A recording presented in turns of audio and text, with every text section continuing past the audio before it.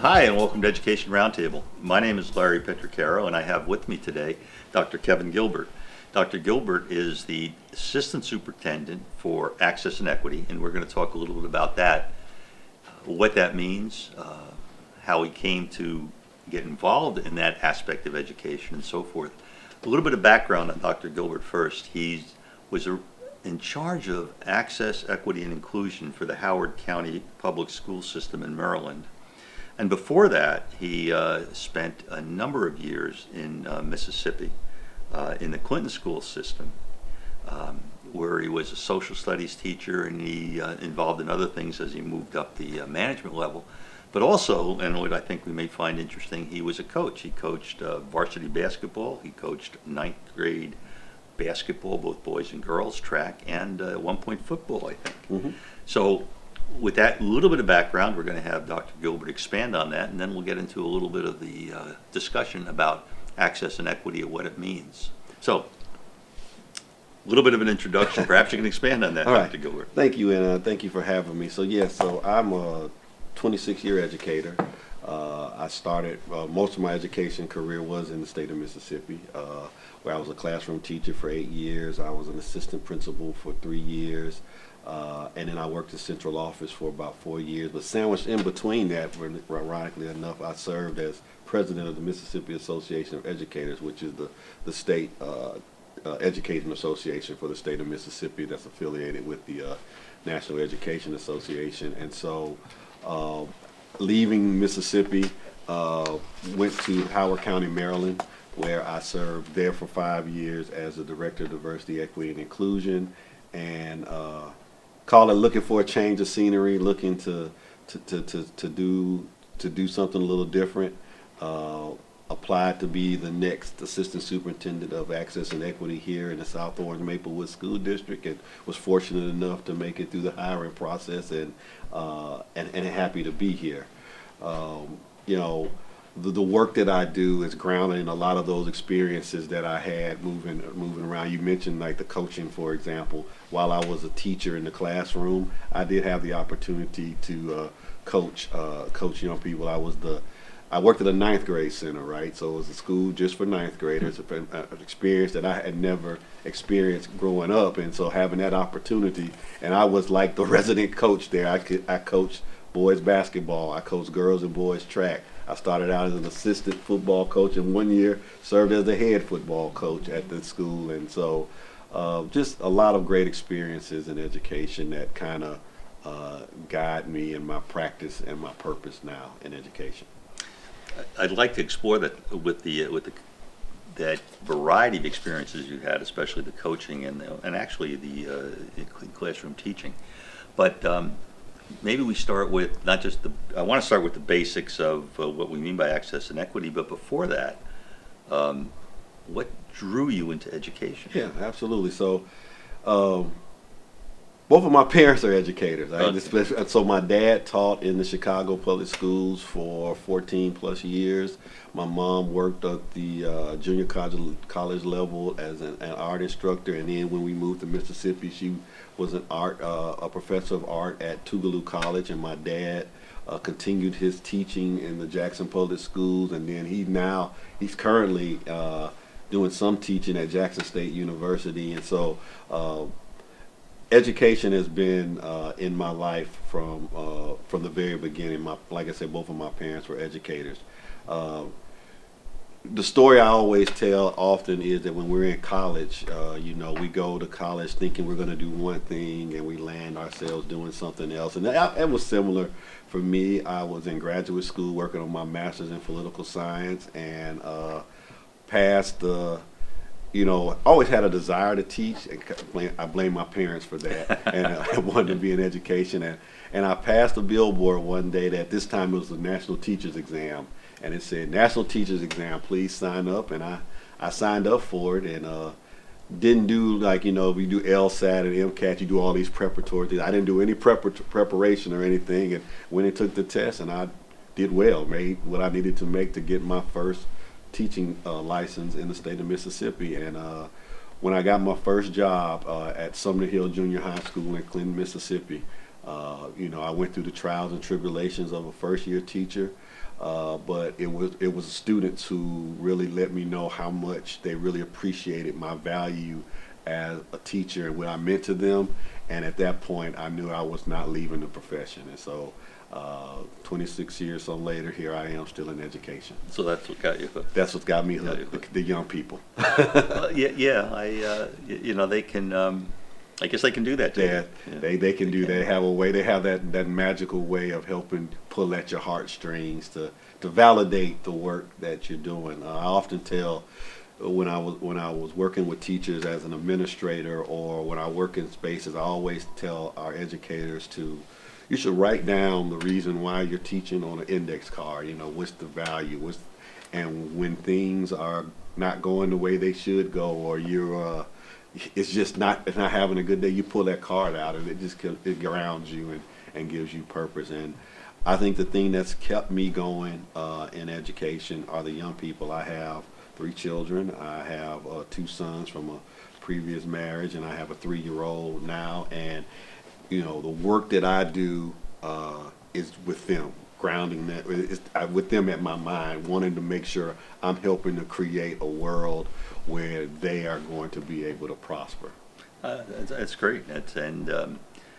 You also were obviously receptive and was able to see what that value was when you were from the children.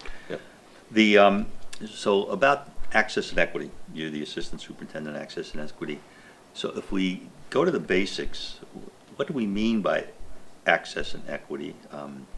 How detailed or rigid or flexible is it, and what's the ultimate goal? What do we expect to accomplish? Absolutely. And so if we use our young people at the center of this conversation, we centered them in this work. When we talk about access and equity, we talk about creating an educational environment where all of our young people can be successful.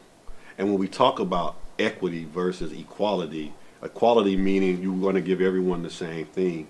Equity actually is a little deeper than that, in terms of equity, what we're actually doing is giving those students or those individuals the things that they need to be successful. What do I mean by that? Some of us may have opportunities that others of us do not have. Some of us may be in situations where we can benefit from, whether it's where we live at, whether it's our neighborhoods that we come from, or whether it's just the lifestyles that we live. We're afforded some type of opportunity sometimes that others may not be afforded, right? And so when we talk about access and equity when it comes to education, in order for all of our students to succeed, we have to do our due diligence to make sure that no matter where you're from, no matter what circumstances you come from, no matter what environment you're from, we have an obligation as an educational institution to provide access to all of our young people so that they can be successful. So if we see that one group of students, there are barriers preventing them from being successful, we have to remove those barriers to allow them that opportunity that others may have. If we see that there are policies in place that are marginalizing groups of students based on whatever characteristics there may be, we remove that policy and open that policy up so that those students are no longer marginalized, so they have the access and the opportunity to be successful. So when we talk about access and equity, what we're talking about is removing those barriers, looking at some of the structural and policy things that may be in place that may be hindering success, removing those barriers so that all of our students can have an opportunity to be successful. And it's hard work, right? It's hard work. It's looking at many different facets. It's looking at curriculum. It's looking at, I've said this over and over, our policies and practices. It's looking at the types of materials that we have. It's looking at the quality of the instructions. It's looking at who is standing in front of our young people. It's looking at who's leading our young people. It's looking at what type of extracurricular activities are we offering. Are we opening that door up for all of our young people? It's looking at the other extracurricular activities and things that we have, like bands and choir and music. It's looking at every facet of our educational program to make sure that we are providing that quality access that for all of our young people to be able to partake of that and the opportunities that we have. And the role that I have here at South Orange Maplewood School District is to kind of monitor, guide, lead that effort for this school district to make sure they are providing the access and equity across the school district in all of those different areas that I talked about. Well, one thing that caught my attention, you said equity and equality are different. Equality, and I think that's a very pertinent thing to think about. And as you were speaking, one of the things that I was questioning, or not questioning, but thinking in my mind was, we know all students aren't the same. We know that some kids are smarter than others. So when you talk about removing the barriers, it sounded to me, and can correct me if I'm wrong, that what you're trying to do is make sure the individual student, regardless of their academic or vocational ability, has no impediments that are structurally in place in the school system to keep them from either becoming a nuclear physicist or a carpenter. I mean, am I? Yeah, absolutely. And so when we look at our students, right? This work is grounded, so access and equity is grounded in not just equity, but diversity and inclusion. And when we talk about diversity, we talk about all manners of characteristics, not just race, but we talk about, other factors that play where for individuals. When we talk about inclusivity or inclusion, we're talking about how people see themselves in the education world and how they feel that they're a part of, and everything builds on itself, right? And so one of the basic tenets, I believe, of promoting access and equity is grounded in what we call belonging, or that sense of being where someone feels welcome, or a part of, or you feel a part of the school system. What that means is no matter who you are, you find value in your fellow classmates, your fellow teachers, and that value keeps you grounded in what goes on in our school. And so that's the first basic tenet, is if we build that belonging and that welcomeness, then everything builds on itself. We talk about instructional excellence, right? So teachers and schools who build academic programs that we talk about windows and mirrors, right, where people can see themselves in the curriculum, or see themselves through the work that they do, but also they can also see others and see themselves in the classroom, whether it's through instruction or whether it's through peers or through other means, And then we talk about opportunity and access, making sure that all of our students have an opportunity to participate and be part of the whole school experience, right? So they have the opportunity to really, regardless of what their background is or who they are, they have an opportunity to enjoy the fruits of being in part of the school and part of the learning community, whether that's academically, whether that's athletically, whether that's through the arts. They have an opportunity to really blossom where they feel where they're their best at, right? And us making sure we're providing that for our young people to be the best. And ultimately what we're trying to do is, when our students leave the South Orange Maplewood School District, they are leaving inspired to go out and be the very best they can, because they were grounded in an education that really looked out for all of us and looked out for themselves. And when they leave and they go on to other things, they value that with the other people that they interact with. And we have a responsibility to make sure that experience is lifted up when they go through. I've got a responsibility to take a break. Okay. So if you'll stay with us, we'll be back in a minute. Okay.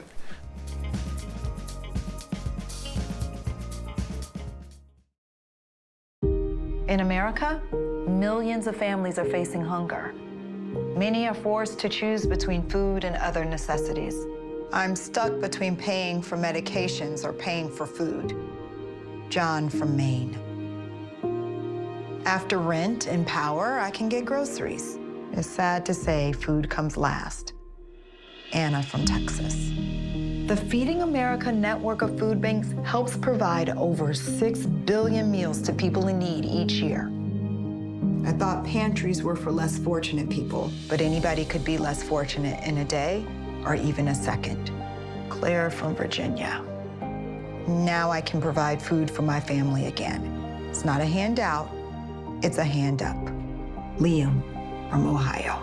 No one should have to worry where their next meal will come from. Together, we can end hunger. Learn more at feedingamerica.org.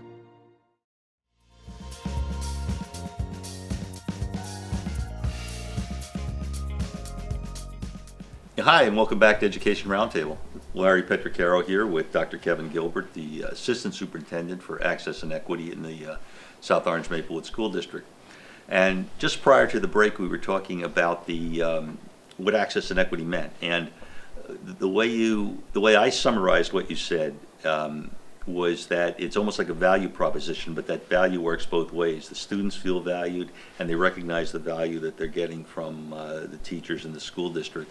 And you talked about it in a way that I like the term you used, belonging. I thought that was, that in a sense is inclusion anyway. I really did appreciate that. I do think sometimes that many of us are likely to view access and equity purely in racial terms. And so the way you described it, I kind of didn't see it that way. So if you were the director in an all-white school or an all-black school, would I be correct in assuming that the need for access and equity would still be there? Absolutely. And so what I tell people all the time is that the essence of the work that I do as Assistant Superintendent of Access and Equity, or if someone was a diversity director that I was previously, is there are these things in place, these structural things that are in place that have been there over time that have created opportunity gaps, whether it's opportunities in performance, whether it's opportunities in participation, whether it's opportunities in access to high quality courses, whatever those gaps may be, and opportunity gaps show themselves up no matter where you are with these basic structural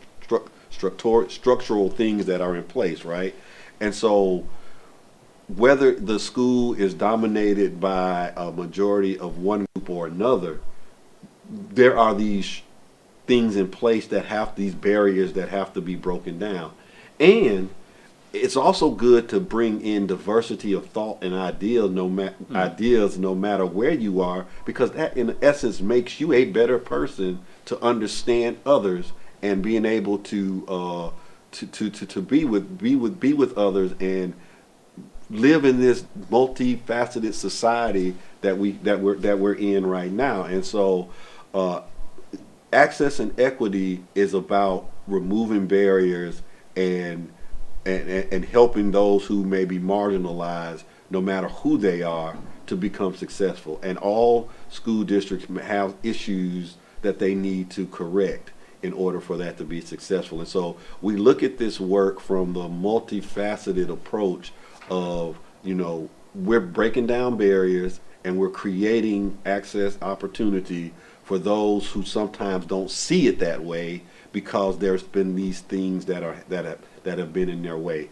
One of the examples I always use is we always talk about curriculum, right? Mm-hmm. Curriculum is one of those big hot button issues that people talk about, and no matter what kind of school you're in, having a rich, diverse curriculum is important for you when you leave the school, so you can understand the world in which we live in, and having that experience in your educational career is valuable, because what we're doing is we are building and planting those seeds of success in you, and and so regardless of where you are, this work is valuable in all facets and all fronts. No, I believe that, and when you talked about diversity and other ideas, I always like to remind myself, a good idea doesn't care where it comes from or who believes in it. Right. What about grade level? Access and equity sounds like it has to be something that's built into the entire school system, but I assume it has to be different if you're in pre-K or elementary or middle school or high school. So it's a continuum, right? And so what drives the work that I do and what drives us to be a successful district is we are given the opportunity, the parents are giving us the best that they have. They're giving us the most precious possession that they have. And in this particular district where we have a pre-K program, we're getting them early, right? And so we think about Kevin as a pre-K student to when Kevin becomes a senior. What kind of experiences do we want Kevin to have along the way? And so when we talk about access and equity, it is along that continuum, grade appropriate, and building those social emotional skills, those building the surroundings around those young people as they move through the education continuum.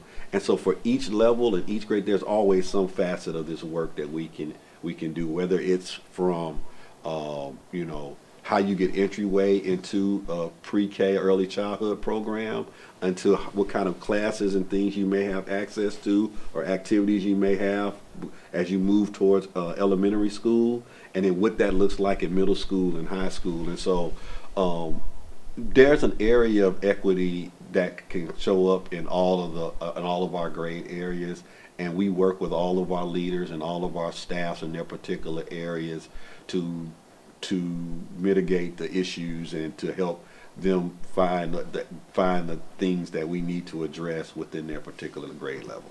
Well, I'd like to talk about it too, but you mentioned you were a coach. I used to do some volunteer coaching, and my personal experience, right or wrong, was that the younger the kids were, the less they valued talent and the more they valued fairness. To put it, just to try to simplify it, they weren't so interested in who won. That changed as it got older. Likewise, does the not the need for access and equity, but does the barriers become more visible to the students at a particular point in that time and the continuum? Yeah, I look back upon my years as a coach and being involved in athletics very fondly, because people talk about sports being like the great equalizer, right? And you can go through all the history books to talk about where instances in sports that brought people together. And you bring a group of individuals, whether male or female, together, or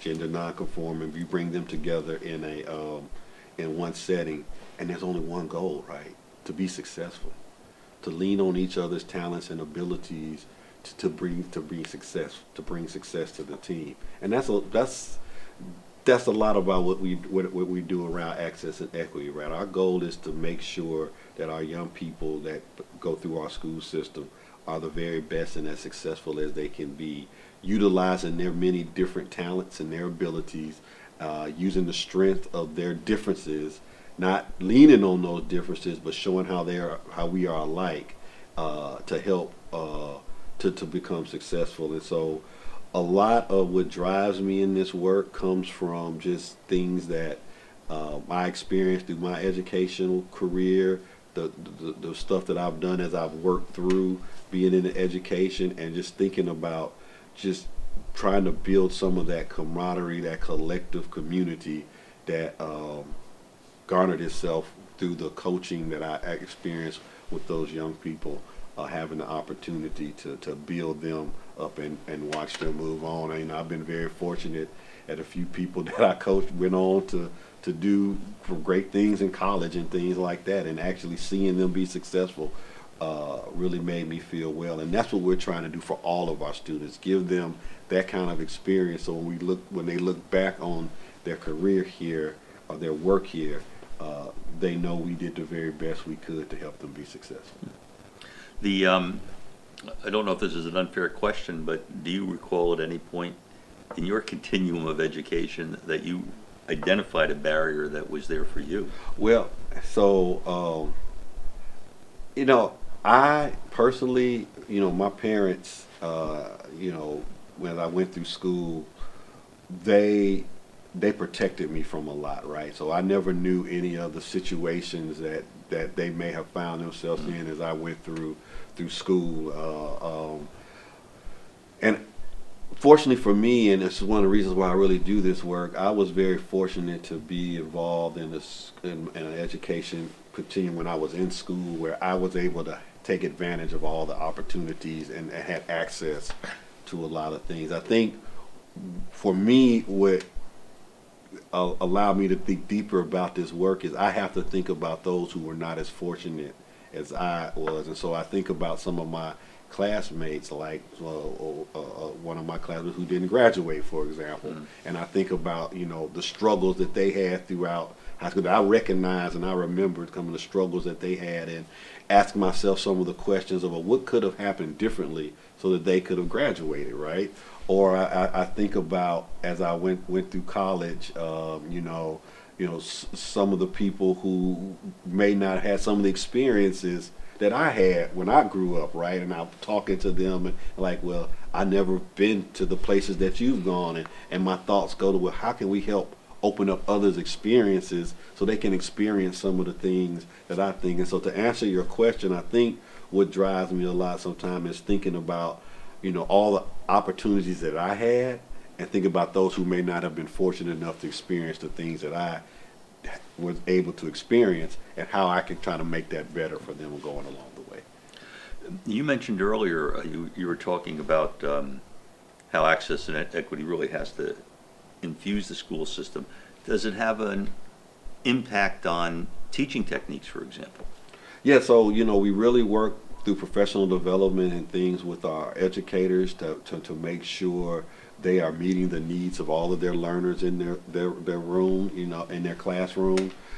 We are, we want educators to believe that every single student that they have has the opportunity to be successful, and want them to engage in practice that helps bring out that potential. And so through professional development, it's crucial to us helping the practice of education get those results that we need.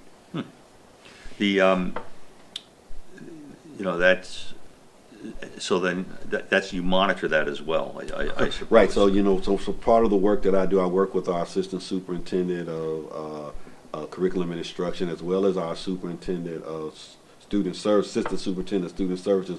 We work collectively to make sure that for all of those areas, our staff who are interacting with these young people have the tools and things that they need to be successful to meet those needs. We only have about a minute left, so whether this is fair or not, you've been in New Jersey now for what, 5 months? Since May, right? So with that experience, I mean, have you noticed anything different between New Jersey, Maryland, and Mississippi? I mean, like I said, you have about a minute. So in a minute, of course, those are 3 different areas. Each of them have their own particular value propositions. What I can say is that the barriers are the same. Okay. The barriers are the same. Many of the barriers are the same. What is different is how deep those barriers are entrenched in the system, and the approaches to trying to remove those barriers can be different in those 3 different areas. And so even though we may see some of the same barriers, the approach to removing those barriers are quite different based upon the people who are leading, the people who are doing the work, and how deeply entrenched those barriers may be. And it may take a little creativity depending on where you are to get that done. You'll be in charge of access, equity, and creativity. There you go. I was just wondering about that. So you'll probably, some of the things you brought here will change a little bit, I presume. Yeah. Well, we're going to have to call it.